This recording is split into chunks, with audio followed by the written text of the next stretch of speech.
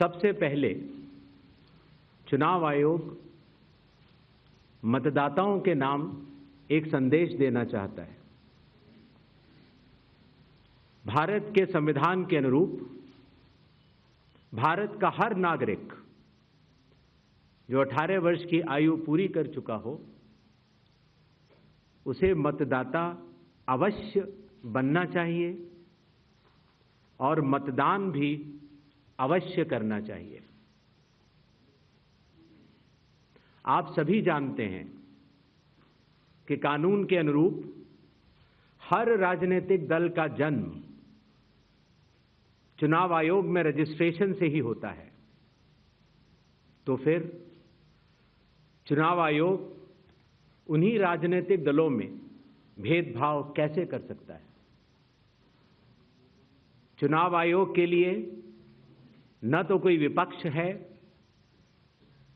न तो कोई पक्ष है, सब समकक्ष हैं। चाहे किसी भी राजनीतिक दल का कोई भी हो, चुनाव आयोग अपने संवैधानिक कर्तव्य से पीछे नहीं हटेगा। पिछले 2 दशकों से लगभग सभी राजनीतिक दल मतदाता सूची में त्रुटियों के सुधार के लिए मांग करते रहे हैं और इसी मांग को पूरा करने के लिए ही चुनाव आयोग ने गहन पुनरीक्षण अर्थात स्पेशल इंटेंसिव रिवीजन SIR की शुरुआत बिहार से की है।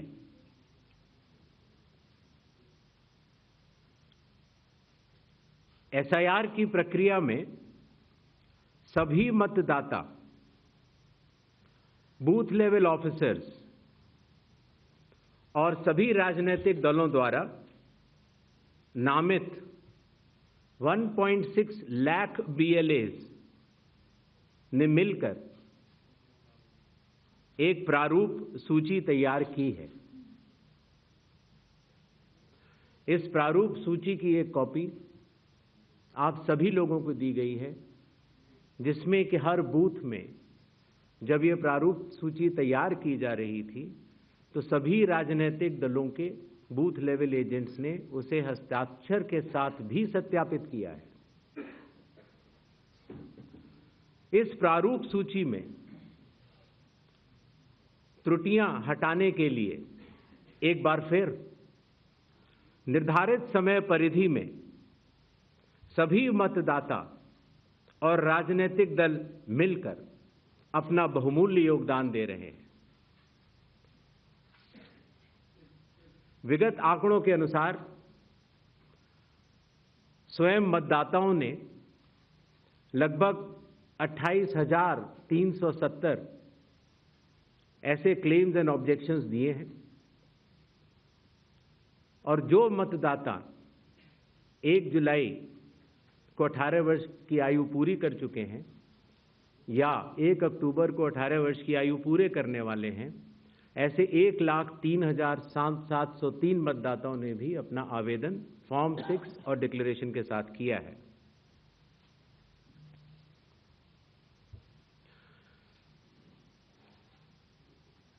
और इन क्लेम्स एंड ऑब्जेक्शंस के लिए, इन त्रुटियों को हटाने के लिए बिहार के SIR में 1 अगस्त से 1 सितंबर का समय निर्धारित है।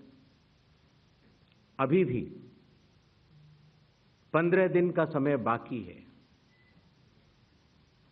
चुनाव आयोग सभी राजनीतिक दलों को उनके द्वारा नामित बूथ लेवल एजेंट्स को,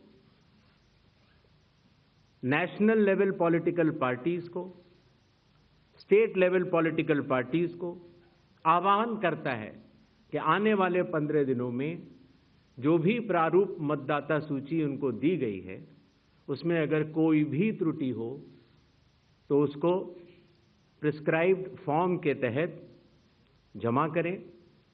चुनाव आयोग के दरवाजे हमेशा सबके लिए समान रूप से खुले हुए हैं।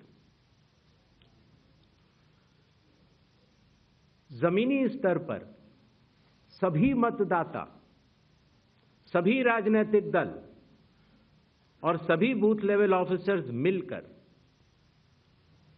एक पारदर्शी तरीके से कार्य कर रहे हैं, सत्यापित भी कर रहे हैं, हस्ताक्षर भी कर रहे हैं और वीडियो टेस्टिमोनियल्स भी दे रहे हैं। यह एक गंभीर चिंता का विषय है कि राजनीतिक दलों के जिला अध्यक्षों और उनके द्वारा नामित बीएलएस के ये सत्यापित दस्तावेज, टेस्टिमोनियल्स, उनकी आवाज, उनके स्वयं के राज्य स्तर के या राष्ट्रीय स्तर के नेताओं तक या तो पहुंच नहीं पा रही है और या फिर जमीनी सच को नजरअंदाज करते हुए भ्रम फैलाने की कोशिश की जा रही है। सत्य तो यह है कि कदम से कदम मिलाकर सभी स्टेक होल्डर्स बिहार के एसआईआर को पूर्ण रूप से सफल बनाने के लिए कटिबद्ध हैं, प्रयत्न कर रहे हैं और कठिन परिश्रम कर रहे हैं। जब बिहार के 7 करोड़ से भी अधिक मतदाता चुनाव आयोग के साथ खड़े हैं, तो न तो चुनाव आयोग की साख पर कोई प्रश्न चिन्ह खड़ा हो सकता है और न ही मतदाताओं की साख पर। कानून के अनुसार अगर समय रहते मतदाता सूचियों में त्रुटियां साझा न की जाएं, मतदाता द्वारा अपना प्रत्याशी चुनने के 45 डेज के भीतर माननीय उच्च न्यायालय में चुनाव याचिका दायर न की जाए और फिर वोट चोरी जैसे गलत शब्दों का इस्तेमाल करके जनता को गुमराह करने का असफल प्रयास किया जाए, तो यह भारत के संविधान का अपमान नहीं तो और क्या है। जहां तक कि मशीन रीडेबल मतदाता सूची का सवाल है, माननीय सुप्रीम कोर्ट 2019 में ही कह चुका है कि यह मतदाता की निजता का हनन हो सकता है। Voter privacy can be breached. हमने कुछ दिन पहले देखा कि कई मतदाताओं की फोटो उनकी अनुमति के बिना मीडिया के समक्ष रखी गई, उनके ऊपर आरोप लगाए गए, उनका इस्तेमाल किया गया। क्या अपनी माताओं, बहुओं, बेटियों सहित किसी भी मतदाता की सीसीटीवी वीडियो चुनाव आयोग को साझा करनी चाहिए क्या? मतदाता सूची में जिसका नाम होता है वही अपने प्रत्याशी को चयनित करने के लिए वोट डालता है। लोकसभा के चुनाव की प्रक्रिया में